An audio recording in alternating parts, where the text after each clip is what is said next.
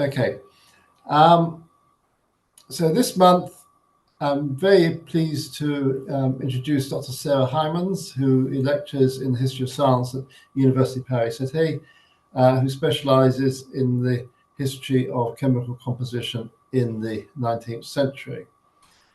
She defended a thesis at the same university a couple of years ago on the identification of chemical elements in the late 18th and 19th centuries, and has before returning to the Cité, she has held positions at the Science Institute in Philadelphia and at the Royal Institution in London, as well as a technical university in Berlin.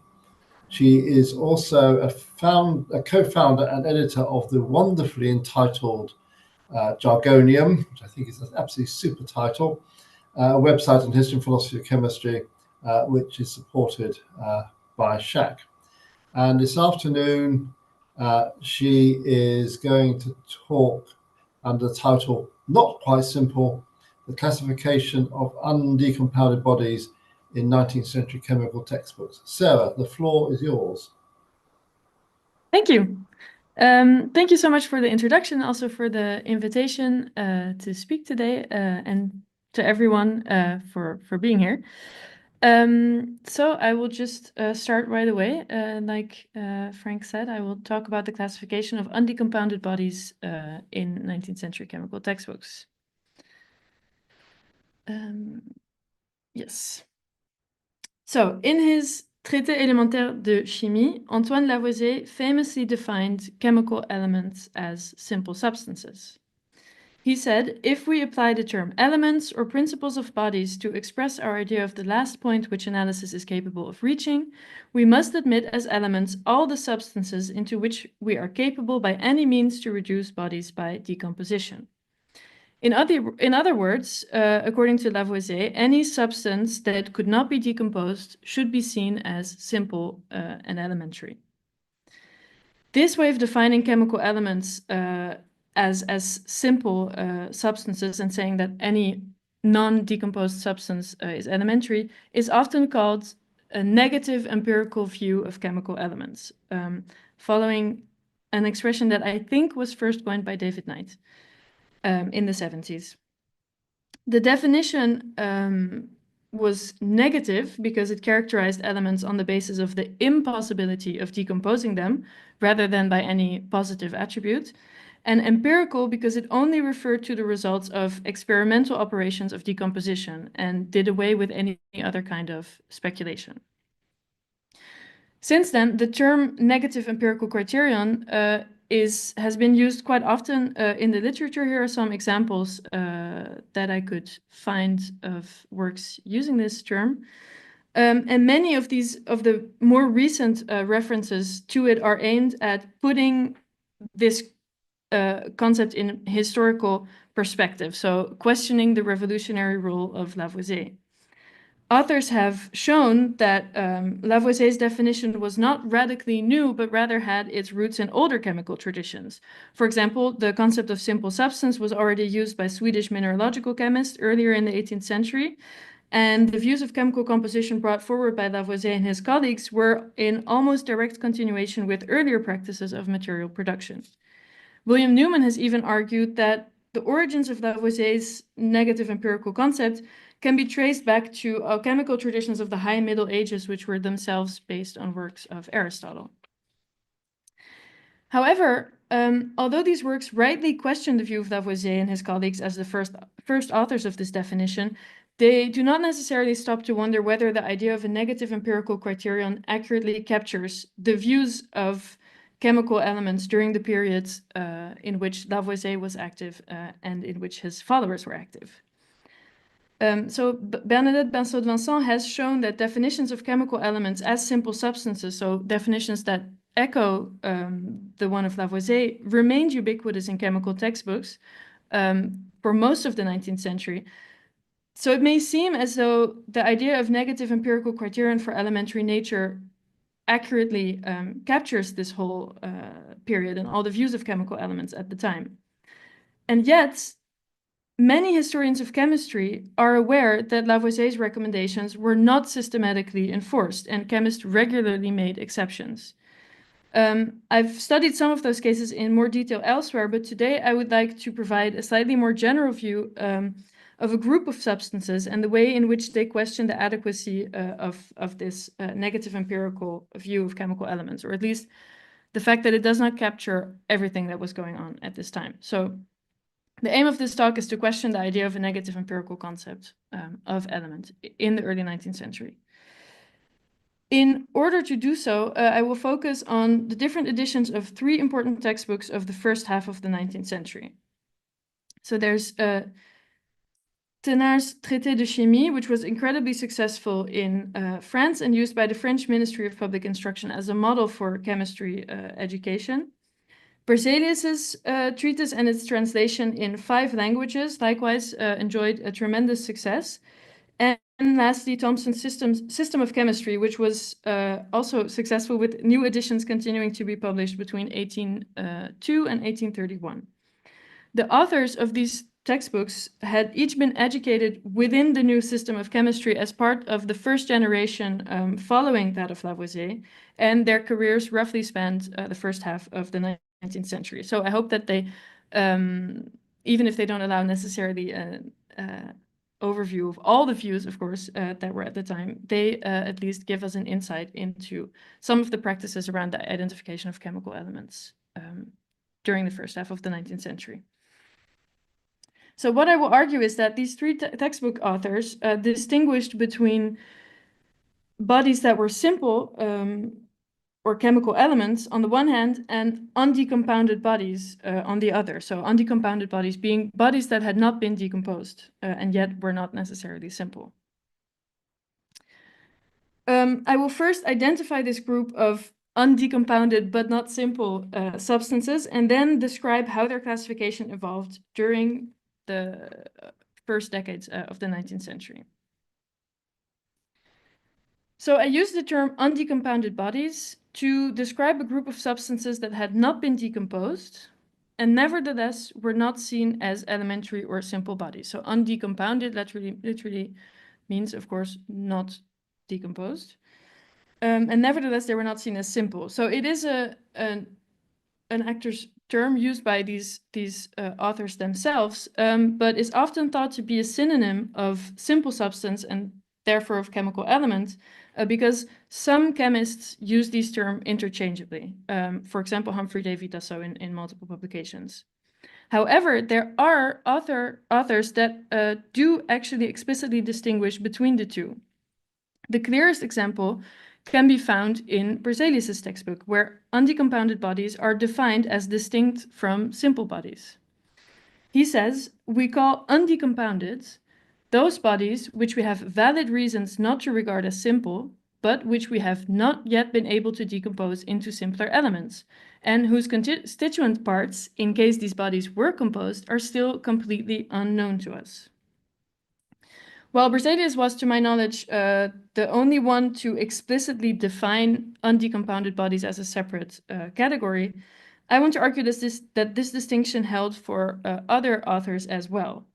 On the one hand, many chemists agreed that not all undecompounded bodies were seen as simple, and on the other, they agreed that not all simple bodies, or at least the bodies that they classified with the simple bodies in their textbooks, could be isolated in the form of undecompounded bodies. So let me clarify this point using Thomson's textbook. He devoted the first book of the system of chemistry to simple substances or chemical elements, which he defined as bodies which have not been decompounded and which no phenomenon hitherto observed indicates to be compounds. Upon first glance, this definition appears to echo that of Lavoisier because it highlights the impossibility of decomposition as the sole criterion for elementary nature. In addition, he also follows up this definition with very possibly the bodies which we reckon simple may be real compounds, but till this has actually been proved, we have no right to suppose it. So it's very Lavoisian sounding, let's say. However, if we look more closely at this sentence, he does speak of phenomena that can indicate the inner composition of indecomposable bodies. And this idea resembles Berzelius's distinction between undecompounded and simple bodies on the basis of valid reasons, indicating that the former were compounds. So we might wonder, what do such reasons or phenomena consist of? Thomson himself actually answers that question at the end of his first volume, because he specified that although there were 43 undecompounded bodies, only 29 of them were simple. As can be seen in this citation, where he says that all the substances which chemists have not yet succeeded in decompounding are by no means included in this first book. Besides the 29 bodies described in the preceding chapters, there are 14 others whose component parts are still unknown, so that the number of undecompounded bodies amounts to 43. So here again, he distinguishes between undecompounded bodies, the ones that have not been decomposed, and the bodies which are actually simple or elementary, which he includes in the first book. These 14 bodies to which he refers were 10 earths, 2 alkalis, and 2 acids, and I'll come back to that later. The reasons that he provided for excluding these substances from the simple bodies were twofold. So the first one is actually in the very same paragraph, where he argued that it would be improper to separate these undecompounded bodies from others with which they were usually classed merely because they had not been decomposed. So he says these 14 resemble so closely other bodies whose component parts are known that it would be improper to separate them. Specifically, the fixed alkalis, potash and soda, closely resembled the volatile alkali, ammonia, which was known to be composed of nitrogen and hydrogen at the time. The earths, in turn, closely resembled the alkalis, so much so that, according to Thomson, I cite, they could scarcely be placed in different classes. So rather than distinguish between them purely on the basis of failed decomposition attempts, Thomson chose to class the entire group as probable compounds. He added an additional reason in his second edition, stating that all the simple bodies were connected together by similarities in their properties and chemical behavior, most importantly, the role they took on in the process of combustion. And while all these simple bodies could be arranged into what he called a beautiful whole, the remaining undecompounded bodies did not have their place in this classification and therefore should be excluded. Neither this decision by Thomson to exclude a group of indecomposable substances from the simple bodies, nor the justification he gave for it were exceptional. So I already mentioned Berzelius, who in the first edition of his treatise characterized the same group of bodies as undecompounded and described them in the section dedicated to compounds, like Thomson. Fourcroy likewise excluded the same group from the simple bodies and justified it with the same arguments, even though he didn't use the same terminology as Thomson and Berzelius. And moreover, Lavoisier, as is well known, himself had already excluded the 2 fixed alkalis and the indecomposable acids from his classification of simple substances. In his case, the definition has often been sort of dismissed as a remnant of earlier metaphysical ideas, but if we place it in the context of these other textbooks, we might instead see it as justified by the same implicit distinction between simple bodies and bodies that were indecomposable for other reasons. So, in short, for these chemists, if there were good reasons to assume that an undecompounded body was actually composed of multiple constituents, it should not be seen as simple. This is a first indication that the identification of chemical elements did not happen purely on the basis of the negative criterion of field decomposition. And in the rest of the talk, I will provide an overview of how the views of this group of undecompounded bodies changed in the following editions and what this can tell us about chemical elements. So let's start with the alkalis and the earths. The first 2 of the undecompounded bodies to be confirmed as compounds were the fixed alkalis, potash and soda. In his Bakerian lecture of 1807, Humphrey Davy announced that he'd been able to decompose these substances using the voltaic pile and to isolate their constituents, potassium and sodium. So they were, of course, no longer undecompounded bodies after this because they had been decompounded. And in the textbooks, the alkalis were accordingly reclassified as metallic oxides. Soon after, in 1808, Davy likewise decomposed the alkaline earths, reassessing yet another group of substances as verified compounds. So he decomposed strontium, lime, magnesium, and barytes to isolate their constituents and produced enough of these new metals in order to reproduce the alkaline earths from them. So decompose and recompose, which he considered proof that these substances too were metallic oxides. He was unable to do the same for the earths proper, so the remaining substances here on this list, but he considered it still extremely likely that they would also turn out to be metallic oxides, so much so that he already proposed names for their constituent metals, even though they had not been isolated. Following these works, Thomson, Berzelius, and Thenard all changed their characterization of the earths as well as the alkaline earths around 1810. So instead of undecompounded bodies, these substances were now listed as compounds and their constituent metals as simple bodies. This was the case even for the earths which the authors did not consider as having been decomposed. So for instance, in the first edition of his Traité, Thenard explicitly contradicted the rule that any body which had not been decomposed should be seen as simple, as you can see in this citation, where he said, "The oxides we have not yet succeeded in reducing are 6 in number: silicium oxide, zirconium oxide, aluminium oxide, yttrium oxide, glucinium oxide, and magnesium oxide.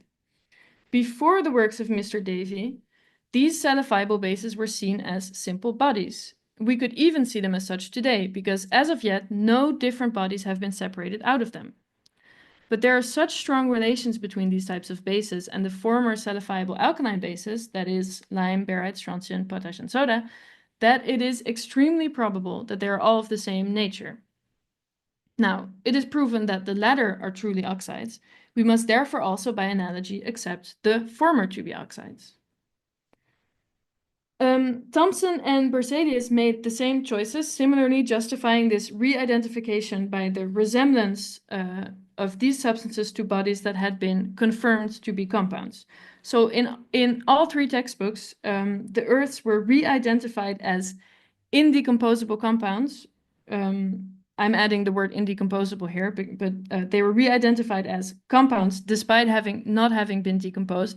The difference between with the earlier editions being that now their internal composition was predicted instead of when they were undecompounded bodies and their composition was just stated to be unknown.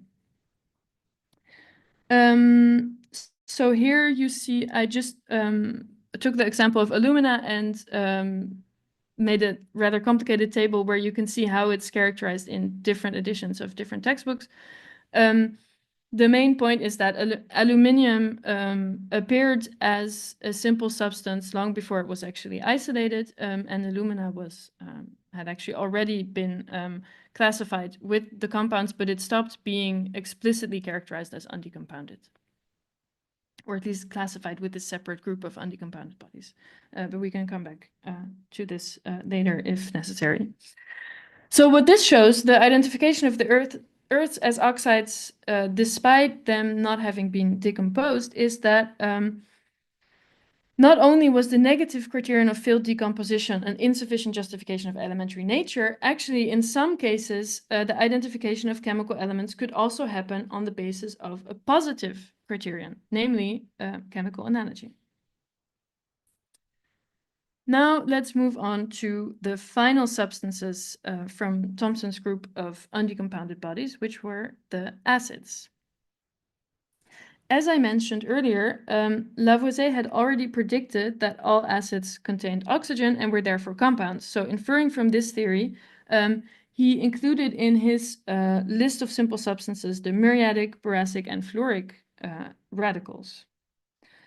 Thomson likewise classed these three acids as undecompounded but not simple in the first 4 editions of his textbook. So on this image from the first edition of the System of Chemistry, you can see that their composition is listed as unknown. even though they're classified as compounds. From the 5th edition of 1817 onwards, all of them were classified as compounds with a known composition. So we might wonder what happened in between. And we see a similar shift taking place in Thenard's and Berzelius's textbooks. So when it comes to boracic acid and fluoric acid, the arguments were actually quite similar as the ones I explained in the previous examples. Boracic acid being a fairly straightforward case because, well, firstly, it had been identified as a compound long before its decomposition had been carried out. But in 1808, it was decomposed, and its radical boron appeared as a simple body in textbooks following that. So its compound nature was confirmed by experiment.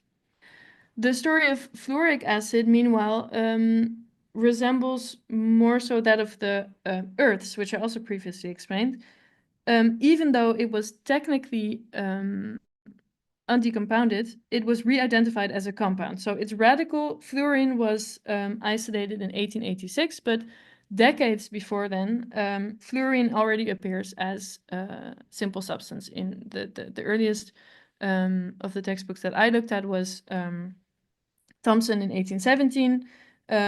Berzelius and Thenard were slightly later, but in the later editions, they also included it in their textbooks as a simple body, despite it not having been isolated. So this is another example of an element being predicted on the basis of a positive criterion of chemical analogy, because it so closely resembled other acids. The fluoric acid resembled other acids, and therefore fluorine was predicted, rather than being inferred from failed decomposition attempts.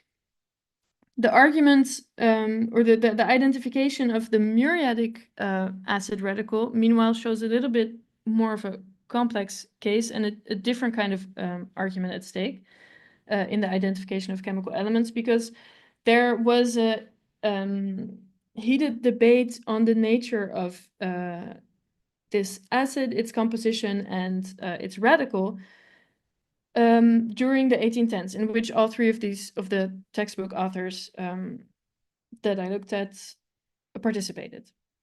Humphrey Davy from 1810 had proposed the name chlorine for the muriatic acid radical, which was a re-identification of a substance that had already been known, oxymuriatic acid, but which he claimed was actually the radical of muriatic acid. And he insisted that this substance could not be decomposed and therefore had to be regarded according to the just logic of chemistry as an elementary substance. Despite the general agreement about this just logic of chemistry, Thenard, Thomson, and Berzelius at first all opposed the elementary nature of chlorine. So the question that was central in this debate was not so much the definition of a chemical element, but more so which reactions could be seen as decompositions to begin with. And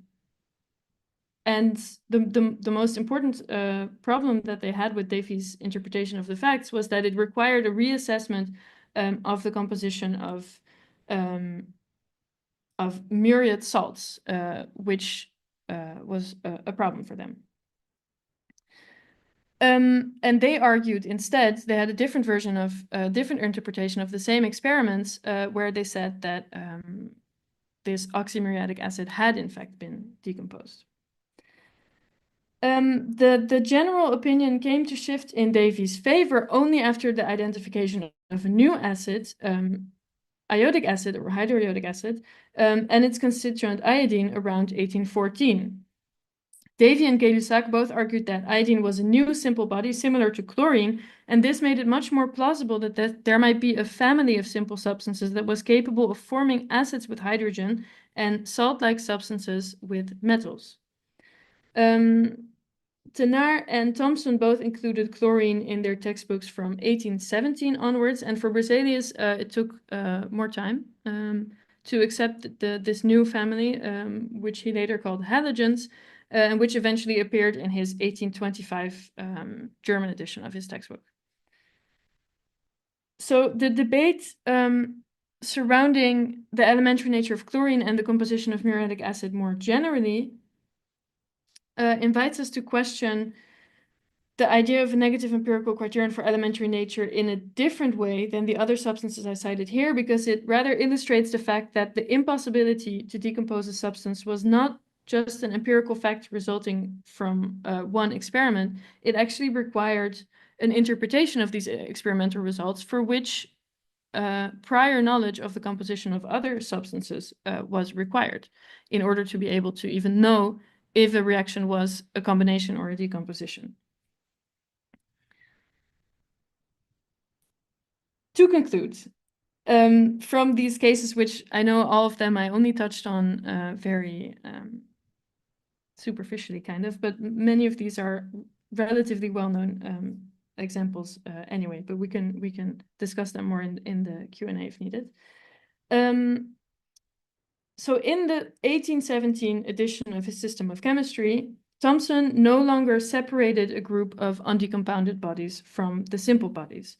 All members of the previously separated group were now firmly identified as compounds and their constituents listed among the simple bodies. In some cases, this happened following a successful decomposition of the previously undecompounded bodies, but in other cases, their status shifted despite the fact that they still had never been decomposed, but it happened on the basis of a prediction of their composition, which was much more certain than before.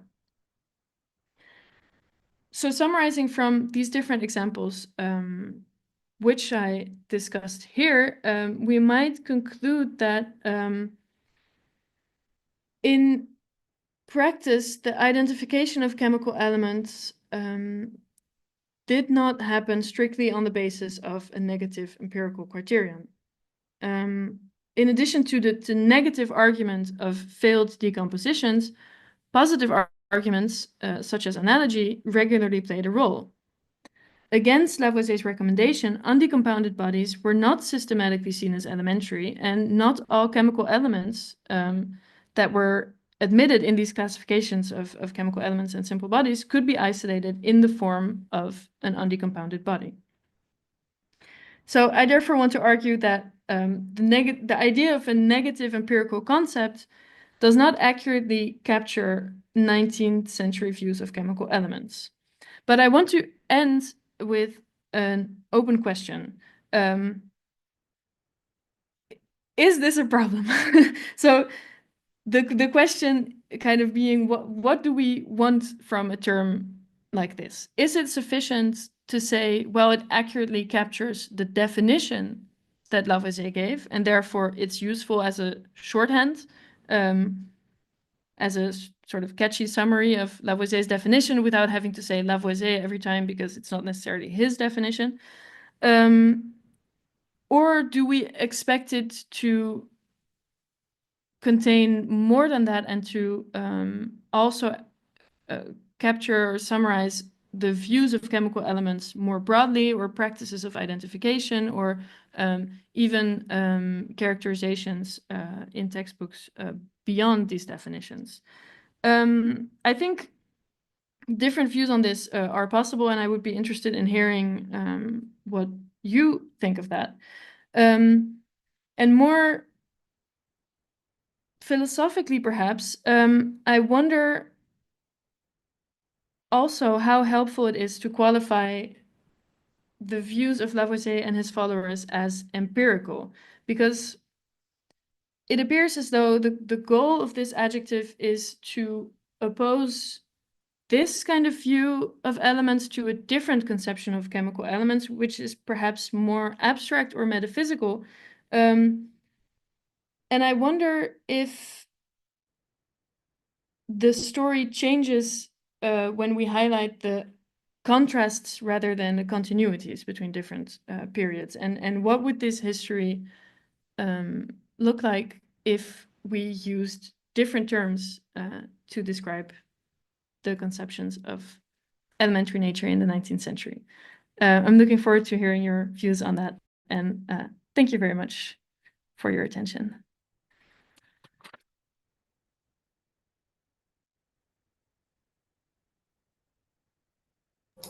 Thank you so much for that, Sarah. That was really interesting, really thought-provoking. It certainly provoked quite a few thoughts in my mind. And as I'm chair, I shall exercise my normal chair's prerogative and ask the first question. On Davy, you won't be surprised to hear. Yeah.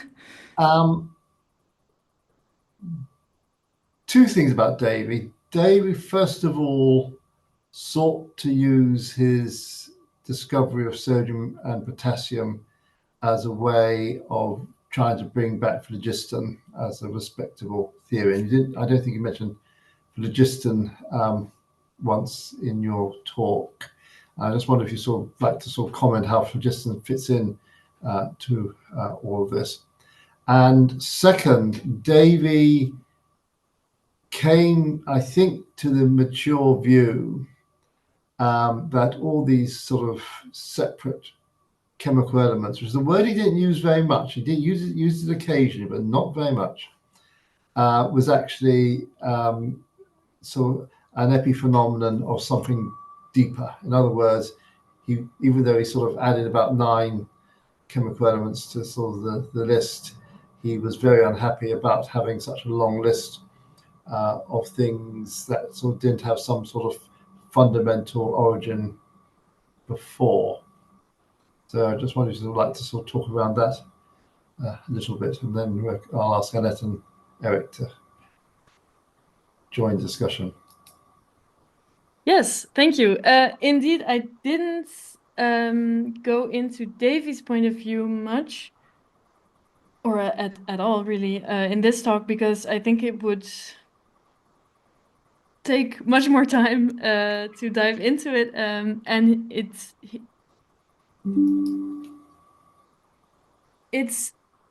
I have to admit I have trouble characterizing Davy's position, because I think it seems to me as though he changed his view many different times in a relatively short period. So indeed, there's this effort to reduce all the chemical elements or the bodies that have not been decomposed to the real elements, which hopefully in his view would have been phlogiston or something like it. So he does, for example, in the 1812 textbook, he does use the word element to characterize hydrogen, saying it's the most like a chemical element of all the simple bodies. And there's an exchange between him and Berzelius, where Berzelius asks him, "What do you actually mean when you say this?" Because it's not very clear. But I think what he meant was, that he had this idea in mind that one day all the apparent simple bodies might be reduced to only a very small number of real elements. And he was, of course, not the only one to think that during this period, but he very actively was trying to pursue this hypothesis. But already between, for example, the debate on chlorine, between the discovery of potassium and sodium and the debate on chlorine, he changes the tone slightly, because it seems like in many of the, especially the later papers on chlorine, where he really argues against Berzelius, he really insists on this any body that has not been decompounded should be seen as an element, and he becomes very reluctant to make any more speculative claims later on. And that's one of the views where people like Robert Siegfried have really characterized, saying, well, he's truly empiricist, and he's someone that only believes the experimental results, etc. But I think that only comes in later. So I think all of this, it's difficult to just capture Davy's views on chemical elements in a few minutes. I think it would need much more time than that, but I would be interested to hear what you. Okay, I can come back on that, Yeah. but I won't, as I've got 3 people queuing Yeah. up. Okay. Sorry. Yeah. It's yeah. In order that the hands went up, Annette, Eric, and Armel. So Annette first. Thank you for your very interesting talk. And you presented the views they gave in their textbooks. I wonder to which extent they actually commented on each other's definitions, and if you have found discussions in correspondence or anything. Maybe you answered already a little bit about Davy now, but yeah, please, if you can comment on that. Thank you. Yeah. So in the textbooks, they don't necessarily comment on each other's definitions, but there is usually a small historical section where they often cite Lavoisier, and then saying it was different before him, and then.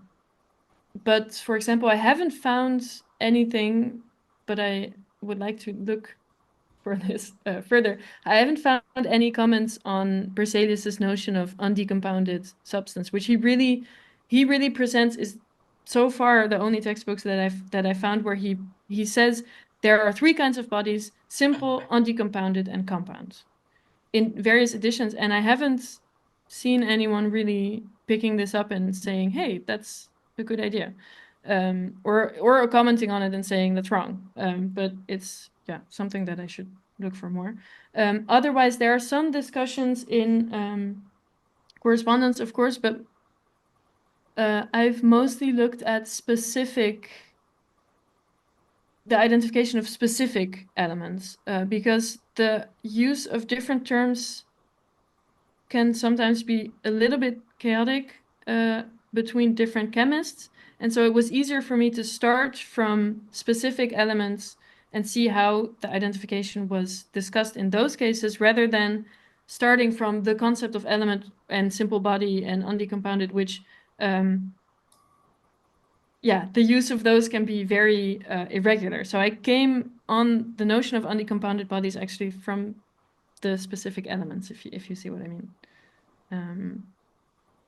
I hope that answers the question. I don't have a very clear answer. Okay, thank you. Eric. Hi, Sarah. Thank you very much for your presentation. I wanted to ask you about something you mentioned in your conclusion concerning the long-standing discussion as to the fundamental nature of elements, whether elements should be regarded as simple substances or basic substances, to use one form of terminology that's been used in this context, the one due to Hijmans post. Does anything that you said today cast any new light on the enormous amount of material that's been already written by yourself and other people?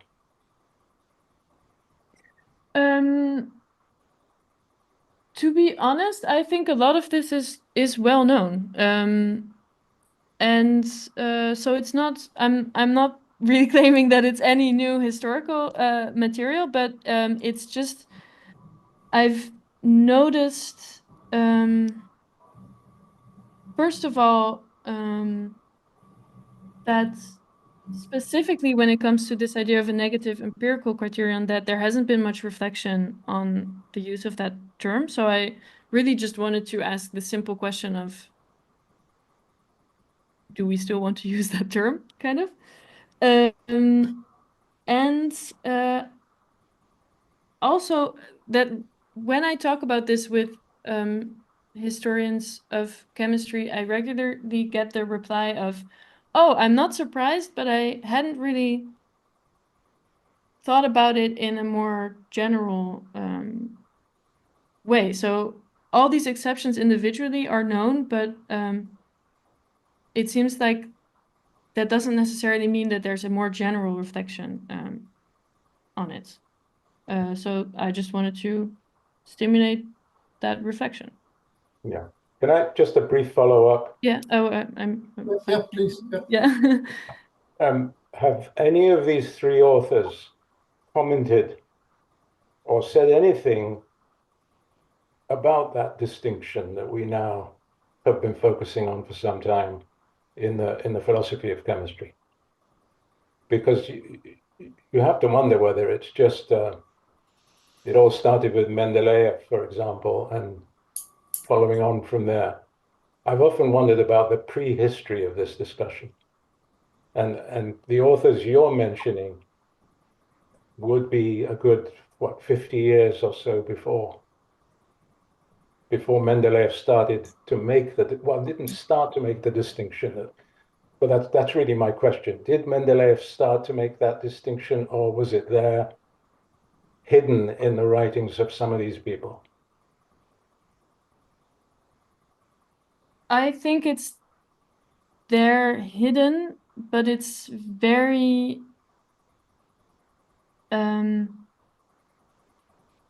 unclearly defined. So I find Berzelius already, so the fact that he says not all undecompounded bodies are elementary, to me is already a sign that there's some distinction between any body that has not been decomposed and elementary bodies.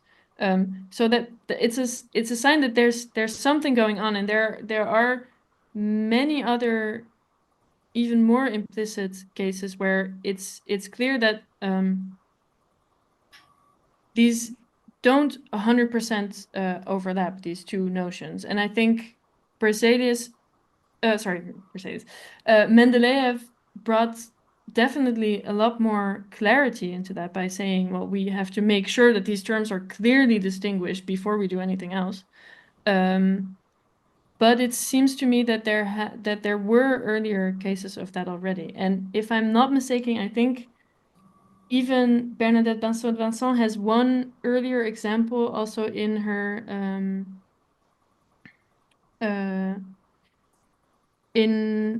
PhD thesis, where one earlier chemist also slightly more explicitly made this distinction between elements and undecomposed bodies. Yes, the issue being, I think, sorry, I'm just adding one more thing and then we can move. Also that I think the distinction really lies between undecompounded and simple or elementary, because to me it seems like simple and elementary are being used as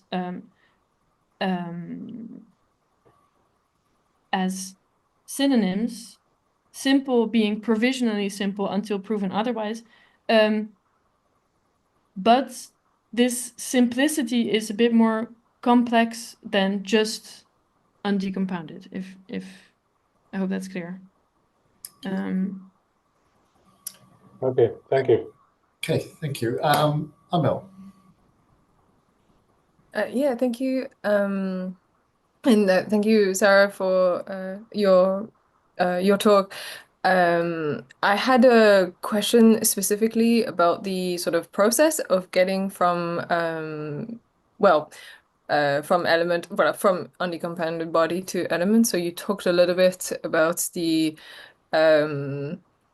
either the proof by analogy or the proof by sort of like decomposing and so like analysis, I suppose. And I'm curious if you've come across any instances of synthesis being used as the proof.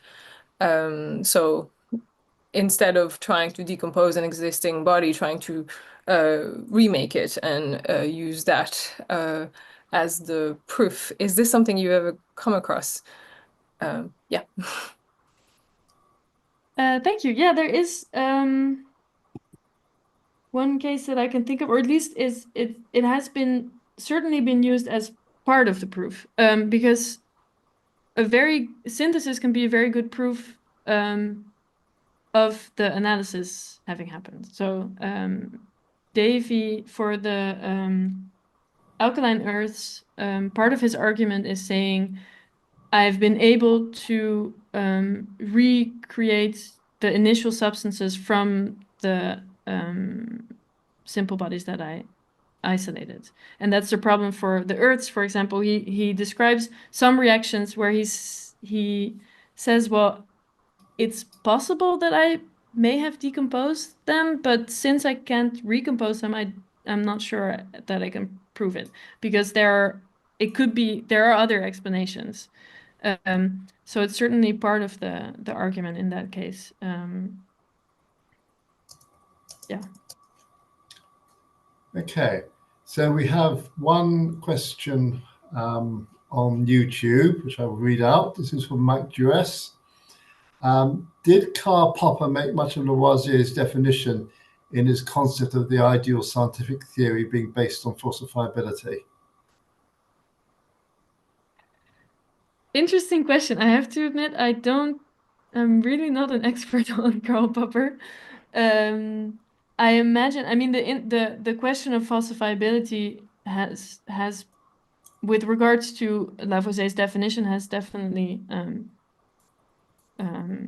been a question that people have pointed out, that it's not possible to falsify the impossibility to decompose something, because it's impossible until one day it becomes possible. And that's one of the problems of Lavoisier's definition. But I have no idea whether Karl Popper said anything about this. I don't know if he was aware or, yeah, sorry. I've got no idea. Hang on, new message coming through. Okay, right. So can I just sort of pick up on your discussion with Eric? And sort of simple substances, undecompounded substances, etc.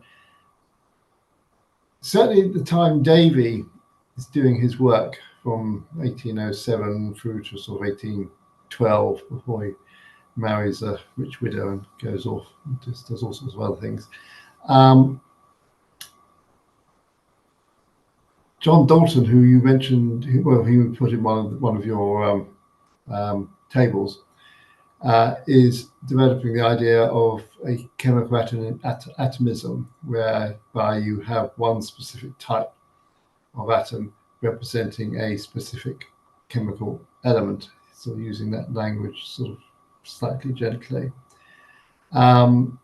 Now, Davy, as we all know, disliked chemical atomism intensely, as indeed did Faraday, as indeed did lots of people, until basically the atoms no longer existed when Rutherford stripped the atom, so therefore it wasn't an atom, which is sort of, well, strange irony. So where's a bit like my question with phlogiston, so where does atomism fit into your story? Yes. This is something that I'm still in part trying to determine. So this question, I also wonder about this specifically. So most of the textbooks I cited here are a bit too early, I think, to answer that question. But something that I saw happening in other cases, when it comes to this kind of reasoning about composition, is it a chemist trying to predict the composition of compounds that they haven't yet been able to decompose? These kinds of things, is that little by little quantitative aspects start to play a role. So Berzelius is an early example of that. He was relatively early in adopting not necessarily atomism, but atomic weights or equivalents. And he started calculating the composition of indecomposable substances. So there's, for example, he argued that nitrogen was actually a compound, and that he was able to calculate its composition using concepts like atomic weight. And that's something that was really picked up also by his students. So there's the general idea of similar compounds having, so analogous bodies having a similar composition, which is the basis for these analogical arguments, slowly becomes quantitative based on atomic weight. So instead of saying, well, it has to be a metallic oxide because it's similar to other metallic oxides, chemists start saying it will be a metallic oxide with this specific chemical formula because it is analogous to other metallic oxides that also have that chemical formula. And that becomes more and more precise up to the point where Mendeleev in the 1860s can use this kind of information in order to predict new elements. But of course, Eric would know much more about this than I do. But this requires atomism, or at least atomic weight, or a concept close to that in order to be able to calculate all of that. But can't you just do that in terms of chemical proportions? I mean, even Faraday, who really hated the notion of atoms, did accept the idea of proportions. Now, I suppose we could go down a sort of metaphysical route and say, as you get smaller and smaller parts of these chemicals, at some point you're going to get to a base which we can call an atom. Now, Faraday didn't go down that path, nor did Davy, so far as I can make out. But they were perfectly happy to do sort of arithmetical proportions of what chemical compounds might be composed of different elements. Yes, I should have specified. Yes, so it's indeed the idea of proportions and I think what Alan Rock calls chemical atomism as opposed to physical atomism, where it's the idea of physical atoms. I think most chemists or many chemists were opposed to that idea, including Mendeleev, himself, who rejected physical atoms, but he used atomic weights, but without accepting atomism, meaning distinct bodies. Yeah. So that's why I specified earlier when I said I do think simple body and chemical element were used as synonyms, but so simplicity was in my view different from merely undecompounded, but it was still provisional. So that the problem with atoms is that if you assign a specific kind of atom, a physical atom, to each type of element, you lose the concept of provisional simplicity. So that's where it becomes an issue for, I think, many of these chemists. And people realize that? I think so, yeah. Okay. Yeah. Good. Right, we're coming towards the end of our time. Does anybody have any final burning questions before I wrap up? Right, okay. Well, thank you, Sarah. The next seminar in this series will be on the 20th of March, which details to follow. On the following week, on the 29th of March at UCL, we will be having an all-day in-person meeting with possibly a virtual edition. We haven't quite worked that one out yet. On biographies of alchemists and chemists. We'll be circulating the program in a week or so, and I can say it's a really, really good program. Then on the 11th to 14th of June, ICHC will be meeting in Valencia, and I hope to see many of you there. SHAC is organizing a session, and we'll be presenting Carsten Reinhardt with the SHAC Morris Award there. So it just remains for me to thank all the people who are involved in running these online seminars, namely Anna Simmons, Bob Johnson, Caroline Cobbold, Becky Martin, and Chris Campbell. But above all, thanks Sarah Hijmans for giving us such a thought-provoking and, judging by the quality of discussion, a really, really interesting talk. So thank you so much, Sarah, and have a good evening, stroke day, wherever you have to be in the world. Thank you. Thank you very much.